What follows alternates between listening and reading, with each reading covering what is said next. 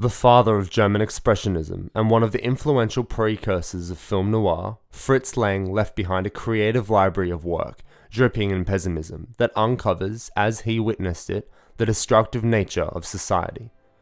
Born in Vienna in 1980, Lang found himself writing screenplays after recovering from his injuries in World War I, both physically and mentally. After taking the mantle of director, Lang refined what would become as his trademark style of dark, powerful visuals and themes of violence, corruption, madness, and justice. Throughout many of Fritz Lang's films, at the core lies a strong emphasis on the representations of civilization, society, and strict judgment, which alludes to deconstructive understandings into the binaries of lawbreaker and lawmaker, good and evil, citizen and psychopath, and authority and criminal. Lang's Last But One film and original sound picture M shows this internal struggle of a city focused around the search for a child killer, an unpopular topic even by today's standards.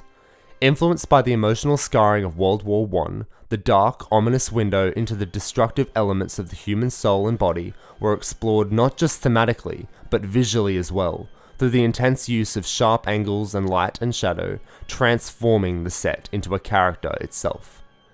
The film begins by portraying an environment which could only appear as one of civilian stability and peace.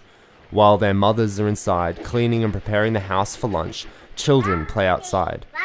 Lang displays montages of social stability and routine life on the surface of the city. However, beneath these manifestations of harmony, Lang creates disturbances which attribute ominous undertones towards this scene. Visually, Lang applied his range of expressionist techniques with theatrical uses of shadows, specifically when Law's shadow is cast on a wanted poster, and a vast range of sharp camera angles. The camera movement in the film was exceptional, sometimes having multiple shots running through entire rooms bursting with action. Mensch, schnarch nicht so, du wächst leise.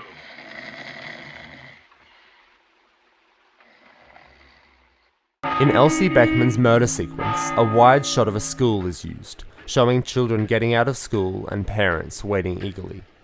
Elsie Beckman leaves the school grounds and walks home by herself, while Lang seamlessly intercuts visuals between Elsie's journey home, with her mother washing her clothes, preparing food, and setting her plate for dinner. As Elsie continues through the streets, Lang isolates her from the industrialized environment. She traverses past threats of anonymous strangers and oncoming vehicles. The city itself seeks to expel Elsie from it. I think what Fritz Lang does to create such vivid and shocking films is reflected through his experience of World War I, and how devastating society and humans can be. He presents this to the viewer in its raw form, exploring the destructive elements of the human soul and body through the use of sharp angles and light and shadow, transforming the city into a character itself, a vehicle of corruption and violence. The film Metropolis was filmed in the era of 1920s Germany, a dark time for the country itself. Let me share some context with you all. You see, Germany was economically annihilated after a draining defeat in World War I, and during this time, Hitler took the opportunity to begin his rise to power, whilst also convincing many of the citizens that Jews were to blame for their poor economic state. Fritz Lang's mother was a Jewish woman, so by Nazi standards he was considered a half-breed.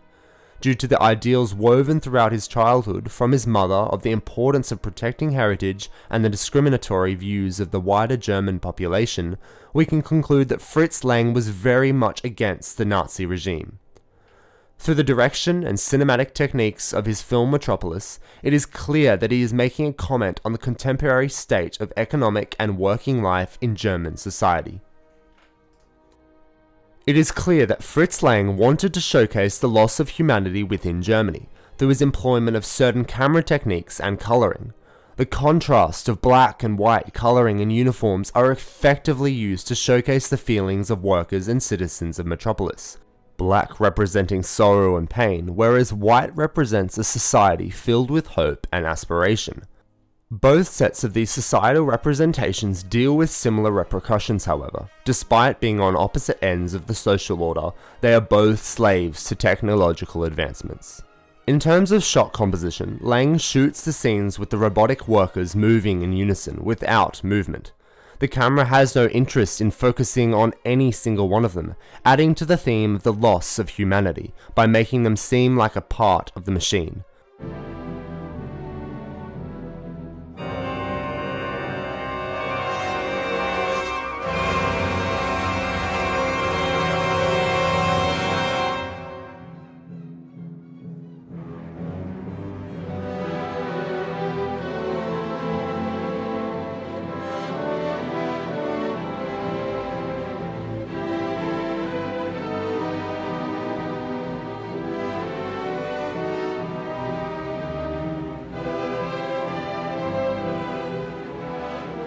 This directly contrasts with Lang's direction of the non-workers of German society, showcasing the maintenance of their own humanity through movements of the camera in time with the characters' movements.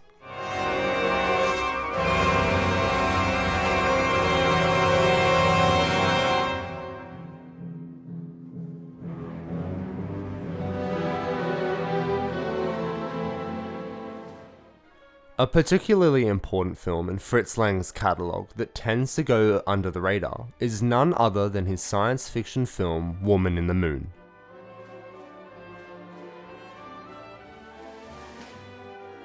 Originally known as Die Frau ein Mond, it was Lang's last silent film and is considered by many to be the first to ever depict space travel in both possible and a realistic way. Although this film was widely influential for other classics such as Star Wars and even the earlier 2001 A Space Odyssey, it was also extremely ambitious and incredibly pricey for the studio at the time. Realistically, detailing a trip to the moon is something that would have been relatively unheard of in cinema of the 1920s, so Lang's goal to achieve this certainly would have frightened studio executives at the time, due to the obvious budgetary limitations. The film revolves around a tenacious scientist who hopes to be the first to land on the moon and exploit any riches and treasures that he may find there. Alongside this, the film features a plot about a criminal conspiracy and a gang of plutocrats, and also includes a sort of love triangle involving the main scientist and two of his assistants. Therefore, this helps to create a film that would be considered as accessible to a multitude of audiences, due to it essentially being a mix or blend of several different categories that people can enjoy or relate to.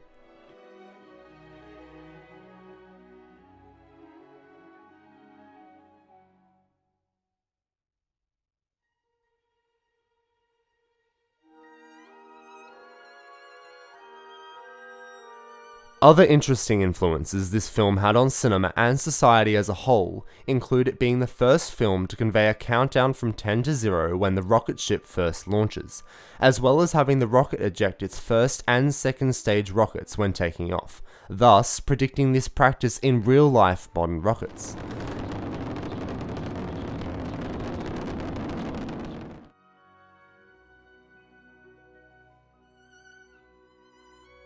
To say this film was ahead of its time is a massive understatement, due to the fact that so many elements of this realistic depiction of space travel eventually came true.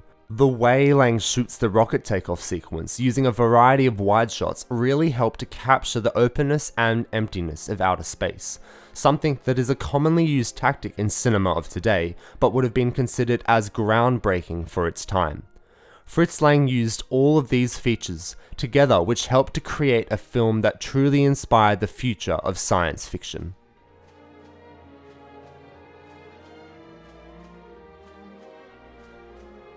Throughout his films, Lang explores the world of German Expressionism in a post-war Germany. German Expressionism is an art movement that came to fruition in Berlin in the 1920s. The movement allowed artists to explore their ideas and feelings, as opposed to replicating reality. In art, it is marked by characteristics such as gestural marks and simplified shapes. In film, the movement often revealed itself in buildings of sharp angles, crowded environments, and the dramatic contrast of shadows.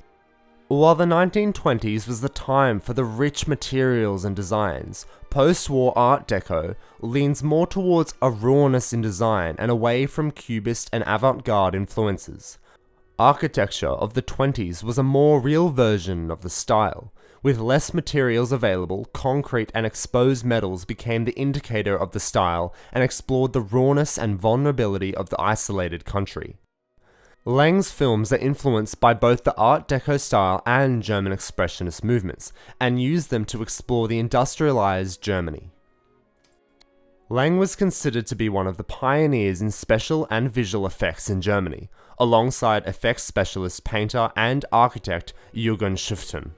Metropolis, especially, is considered to be one of the most quintessential films in special effects for its time. A number of techniques were used, from the construction of 2D and 3D miniatures to create the city, to over 1,000 detailed, hand-drawn cityscapes being created to simulate lights moving throughout the city backdrop. Other effects include camera swings and, most prominently, the Schüften process, this special effect technique that later evolved into green screens and CGI. A combination of mirrors and both 2D and 3D model scenery was used to create the illusion of actors being to scale in the largely scaled down miniature. A mirror would be placed at a 45-degree angle in relation to the camera. This mirror would reflect the set. A section of the mirror's surface would be scratched away, giving the camera unrestricted view of the moving scenery, for example, the actors. This technique is most notably used in the scenes with workers down in the underground city. This technique was used again just 2 years later in Alfred Hitchcock's Blackmail. From tales of a conflicted metropolis future to gritty mysteries, Fritz Lang is a prominent figure in early German cinema. His films, at the core, explore the representation of society. Each of these films explore a post-war Germany seen through the eyes of the German Expressionist movement. Each film is an emotional statement on Germany. Metropolis, with its look at what could have been, M and its depiction of current real life, and The Woman in the Moon's exploration into the future and what is to come.